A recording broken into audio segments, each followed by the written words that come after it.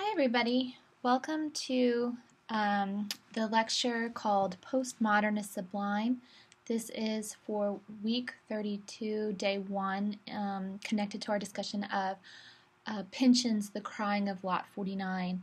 Also, I'm hoping it will tie together several different kind of threads that we've been exploring from basically the romantic section on to what we're doing now through Mrs. Dalloway and Elizabeth Bishop, and then now into Pynchon. So these are three different kinds of movements of sublimity that we've seen in our classroom that we've been talking about, and that Dr. Shrepka brought up as well in his lecture, The Working Class Sublime. So looking at the way sublimity was understood in the Romantic period, in a kind of way in which that transmuted and morphed in modernist, or during the modernist period. And Dr. Shrepka has been talking again and again about this idea of the suspended instant. He's taking a lot of those ideas from James Joyce and his concept of epiphany, which is articulated in Stephen Hero. And so I'll be going over that passage as well in this lecture. And then kind of leading to the postmodernist. And I put a question mark here because it's kind of an unusual way to talk about postmodernism. The idea of sublimity in connection with postmodernism is one that's perhaps a little unusual. I don't know what just happened, but idea of the sublime in this postmodern landscape is one that I think we can talk about, that does make sense, that we can make an argument for, although it's one that's perhaps a little bit unorthodox, although that's kind of in some ways the point of the postmodern as well. So here we have three different people who are associated with kind of each of these movements. So we've got Wordsworth here, a painting of him who will be reading some passages from the preface to Lyrical Ballads.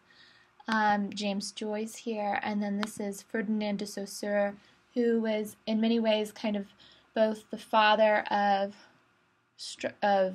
structural linguistic theory, which in many ways paved the way for postmodernism. And so we'll talk about each of these three. Here is the passage that a selection that Dr. Shrepka had talked about in relationship to his discussion, the working class sublime. And it's worth rereading, and I'm going to highlight again some key moments.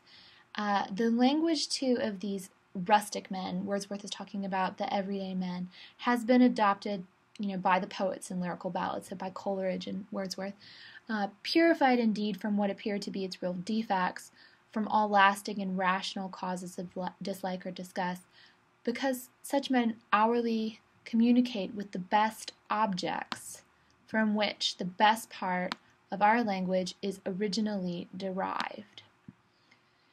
And because from their rank in society and the sameness and narrow circle of their intercourse being less under the influence of social vanity, they convey their feelings and notions in simple and unelaborated expressions. Accordingly, such a language arising out of repeated experience and regular feelings is a more permanent and far more philosophical language than that which is frequently substituted for it by poets. So Dr. Shrepka has his own kind of interest that he's pointing you to. I would like to point our attention to this idea about the objects and language are connected, that language derives from the object itself, and that there's something about that that's permanent. There's something about that that's almost mystical, right? That it is related to the philosophy of language and to a kind of poetry and truth. And there's something about it that's pure, something about it that's divine almost. Moving on then to James Joyce. So now we're skipping forward in time quite a bit, 100 years, more, 140 years. So this is in his novel, and his character, Stephen, is elaborating an aesthetic philosophy, okay? And he's relying on Aquinas for his philosophy. So talking to his friend, Stephen Hero says, "You know what Aquinas says. The three things requisite for beauty are integrity, a wholeness, symmetry, and radiance. Someday I will expand that sentence into a treatise. Consider the performance of your own mind when confronted with any object hypothetically beautiful.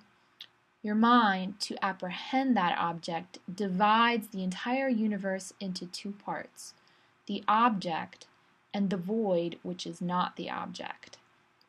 To apprehend it, you must lift it away from everything else, and then you perceive that it is one integral thing, that it is a thing. You recognize its integrity, isn't that so? That is the first quality of beauty. It is declared in a simple sudden synthesis of the faculty which apprehends. What then? Analysis then. The mind considers the object in whole and in part, in relation to itself and to other objects, examines the balance of its parts, and contemplates the form of the object, traverses every cranny of the structure. So the mind receives the impression of the symmetry of the object. The mind recognizes that the object is, in the strict sense of the word, a thing, a definitely constituted entity. You see? So here we start off with the singularity of it, a thing separate from everything else, right? When you divide that universe into two parts. But then also its thingness, right? Its beauty, the way that it works together, its symmetry, its structure, how it functions as an object, okay? So its form, the balance of its parts. So rather than isolating this thing from everything else, which is what that first part is, now you're looking at the thing itself. And then finally, the radiance, that third quality. For a long time, I couldn't make out what Aquinas meant. He uses a figurative word, a very unusual thing for him, but I have solved it. Claritas esquiditas. After the analysis, which discovers the second quality, the mind makes the only logical possible synthesis and discovers the third quality. This is the moment which I call epiphany. First, we recognize that the object is one integral thing. Then we recognize that it is organized composite structure, a thing in fact. Finally, when the relation of the parts is exquisite, when the parts are adjusted to the special point, we recognize that it is that thing which it is. Its soul, its whatness, leaps to us from the vestment of its appearance. The soul of the commonest object, the structure of which is so adjusted, seems to us radiant. The object achieves its epiphany. So as you might be able to see from this description, you might already intuitively be recognizing this, how closely this concept of epiphany, as articulated by Joyce in the novel Stephen Hero, resembles what Dr. Shrepke has been calling the suspended instant of time, right? So again, this three-part structure. We first look at how it is a thing, right? Isolated from everything else, unique, an individual thing. And he's called that, emphasizing the thusness of the material world. Then looking at the structure, the organization of the thing itself, connected here to the idea of repetition. He's talking about, in Mrs. Dalloway, a kind of repetition in the language of saying, this is a thing, this is a thing, this is, just so, just so. And then finally, this idea of the radiance, the epiphany, the soul, its thusness leaping out to the observer, that we have a kind of sense of the rest of the material world shrinking away, and then from that a kind of sense of identity in the viewer that springs forth. Okay, so in either case, there's a kind of sense of the soul of something, of the reality, the identity of the thing. Yes?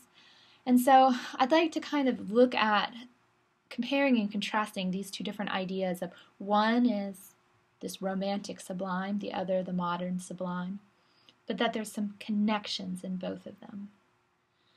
In the romantic language, this idea of the romantic sublime, I just excerpted for you that passage about why rustic language is chosen. But, we should also consider that the romantic sublime is a more complicated concept than just, coming from rustic language. It's also apprehending nature. But that in either case, there's something that is beautiful, essential, wonderful, natural, that it leaves a person in awe. It's an inexpressible moment, right? Something that becomes so powerful that and so beautiful that it kind of suggests a presence of the divine. So it both gives access to that rustic speech, but also kind of reveals the gap. And Dr. Shrepka talked about this in his discussion of the leech gatherer, right? The old man who's talking to the narrator of the poem, and the narrator almost can't even really apprehend what the leech gatherer is telling him. He is aware of his language moving like a river, moving like a stream, but he can't really convey the words that were actually spoken. So there's a gap or a distance between the human divine, but a sense that the divine exists, that the words have meanings, and that the meanings are connected to something of the divine, of wonder, of awe. And then in this modernist epiphany, right, again, there's a kind of sense that the object, something that's in the material world, is connected to a soul.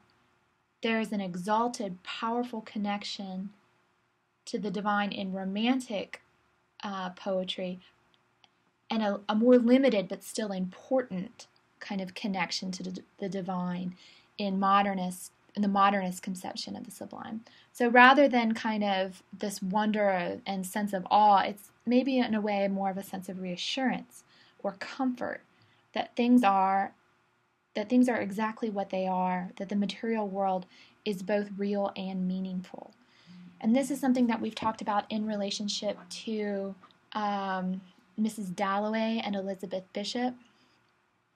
Mrs. Dalloway looking at the salmon on the block of ice, looking at the pearls, and Elizabeth Bishop, the speaker of the poem in the waiting room, seeing this image in the National Geographic, or seeing the moose, or seeing this family at the filling station, a kind of sense that there's something real about them that is a connection to, perhaps not the divine, perhaps to the universe, but yet, nonetheless, a connection. So, moving on now to Ferdinand de Saussure, a French linguist whose major work is Course in General Linguistics. His philosophy, or his science itself, had a major impact on philosophy after he was gone. And so some of the ideas that he articulates in themselves are kind of early, right? This is before Joyce, but they have an afterlife that has led to the idea of post-structuralism and then postmodernism. So what he calls structuralism has to do with this idea that language is a structure or a system of signs that express ideas. And he wants us to keep in mind the difference between language, in French langue, which also means tongue, So it's a system that is to some extent internalized by a given community, whereas speech, or in French, parole, is an individual speech act, the practice of speaking. So we're not talking about, when you're talking, but rather language in a much more abstract sense. Okay, we're going to be really focusing on language rather than speech. So in Saussure, the sign is the basic linguistic unit. What I mean by that is that everything kind of boils down to a signifier and a signified, which together comprise the sign. So a signifier is a sound image, the way the word sounds to the ear or looks on the page. Okay, so when you hear k, a, t, all right, those sounds, those phonemes put together, that is a signifier, right? Or when you see this written on the page, right?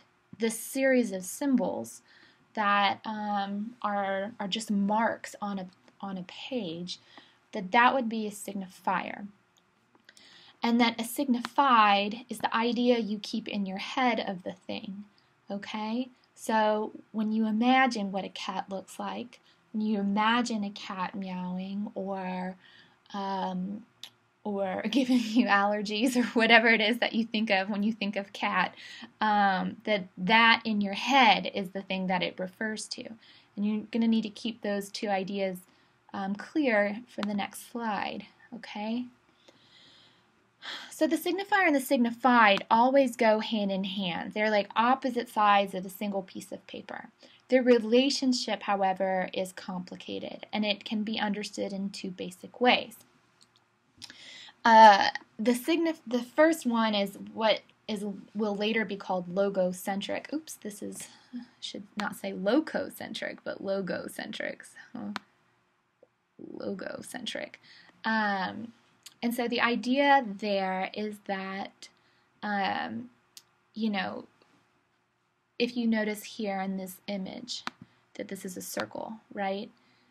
That it's closed. It's a closed image that represents a closed system. That we don't actually have some sort of tree outside of that circle. Because the signifier doesn't point to a real tree that really exists out in the real world. It's not a material tree. It is just a symbol.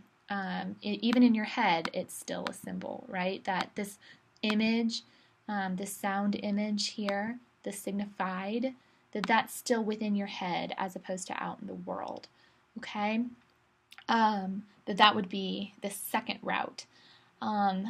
But for so long, there's been a very strong association, a very strong temptation up until Saussure was writing that the signifier would refer to a real thing in the world, so that the way we talk about something refers to something that's real.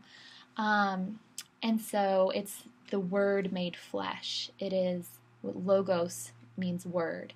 And so this idea that even takes its roots in biblical language, that there's some sort of mystical connection between words and the things that they signify.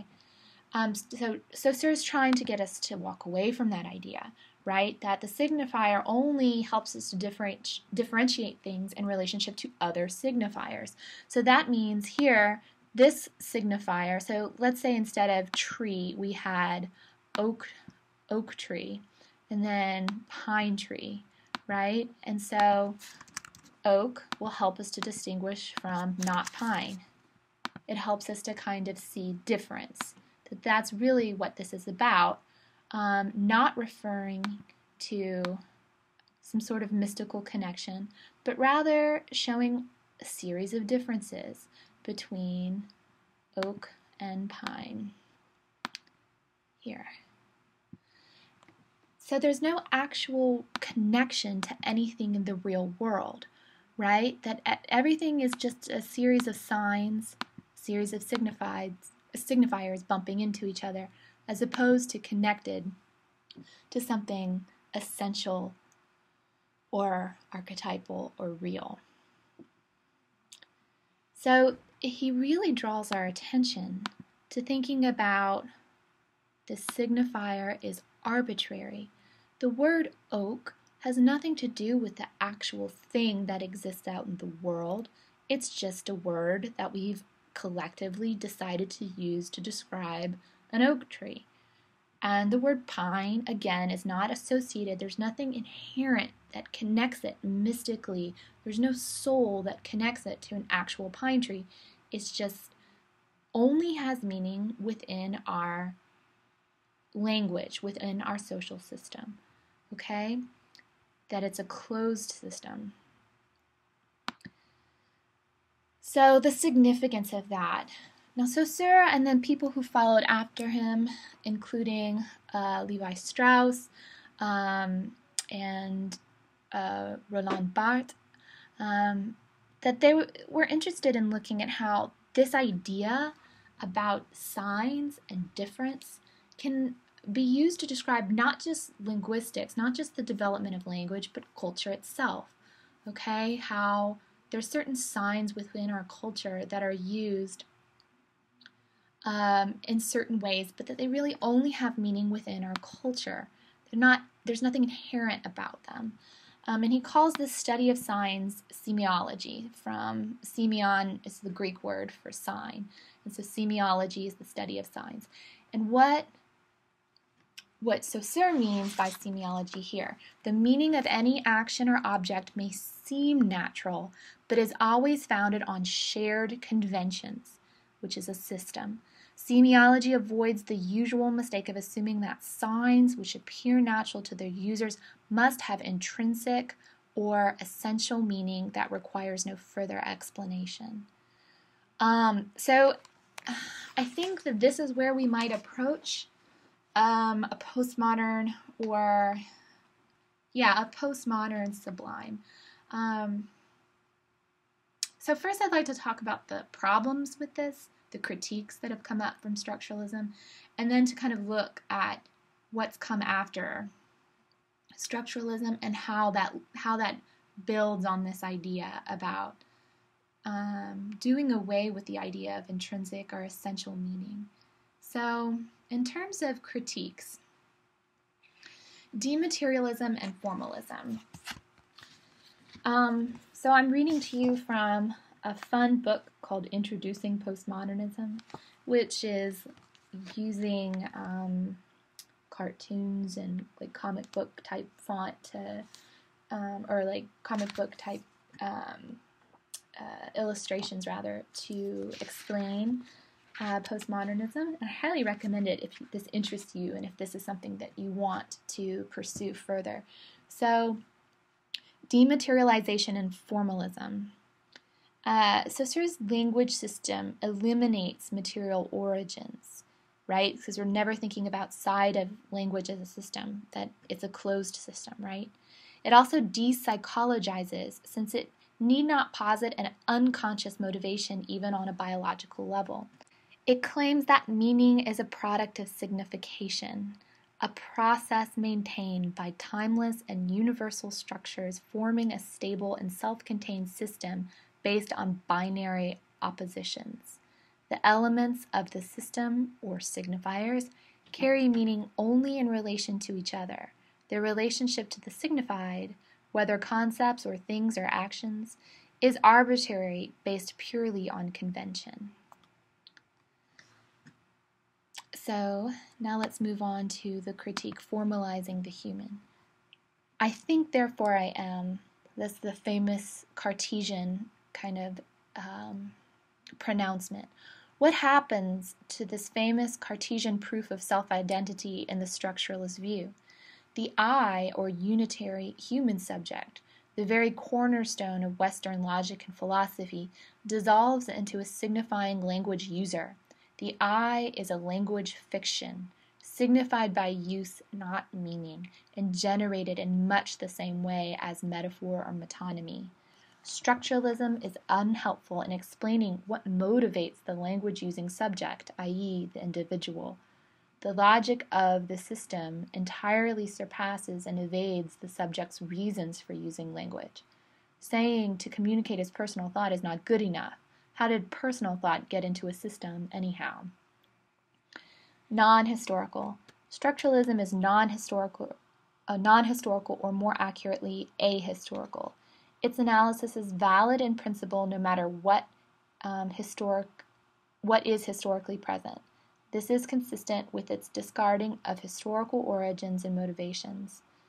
These features of structuralism's rigorous abstract intellectuality mark it as a typically modernist project, and yet as an instant flip over into postmodern theory. And here we must always kind of think about how modern and postmodern bleed into each other. So one thing I'd like to kind of think about is how structuralism and modernism then did lead to post-structuralism and to postmodernism. So one of the things, this comes here, this idea, this first bullet point, that there's no escape from the language system. That this idea is kind of both articulated by very famous philosopher Jacques Derrida, and then also Wittgenstein as well. So this idea here that this meta-language to describe language, so the language developed to describe language itself, this meta-language is still within the kind of confines of the system itself. So even if it's privileged, it's still a mirage created by language. Structuralism, semiology, and other forms of metalinguistics, which promise liberation from the enigma of meaning, only lead back to language, a no exit, and the consequent dangers of relativist or even nihilistic view of human reason itself. And so that leads to deconstruction, which is what Derrida is associated with. So let's think a little then about this. So there's nothing outside the text. And here Derrida is speaking from the point of semiology, right? He's thinking in terms of culture, not in terms of an actual book, but that if we are constituted by language, our whole identity, everything we understand is constituted by language, by a closed system of signs, especially of signifiers, then on some level, we are always within the text. We are always trapped within a system of signs. But there's a kind of a freedom in that as well. Because if you think about it, for example, if we're not talking about an individual word like tree or a small word like tree, but maybe instead thinking of a word like woman or of man, right? If we were going to then draw that sign there, right? And think about how this signifier does the signifier point to something, or is it only understood in relationship to another signified? If there's some sort of divine, essential, eternal truth, right, what it means to be woman, what it means to be man, then there's a way in which we're kind of trapped there, where the word or certain kinds of understandings of what reason is, or what society has told us is reasonable for a woman to be, or reasonable for a man to be, or proper, or essential, or orthodox for a man or a woman to be, then there's a way in which we are, have to kind of think back to that universal or archetypal ideal to which we would aspire to be. But if that is all of it, just a construct, is just something that has been made up by language, then there's no real need to be anything. There's no real divine essential truth that forces us to reach out this way. It allows for play. It allows for freedom. This would be the postmodern sublime. But there's also that fear, yes, that everything is relative and nothing is real, that nihilism, that relativism. It's the same thing that people critique in deconstruction and postmodern thought is the same thing that makes it lovely and makes it sublime. So that is something that comes up obviously in The Crying of Lot 49. The book is about signs. Everything. There are a superabundance of sign. Oedipus' central quest can be understood as an attempt to understand the signs around her. Books, words, letters, couriers, stamps, names. All of these are self-evident signifiers. But what do they signify? Is there any referent to which they point, either in that logocentric sense, so some sort of real world thing that exists in the world, right? Something that would then bestow sense, order, reason over everything that she's going through.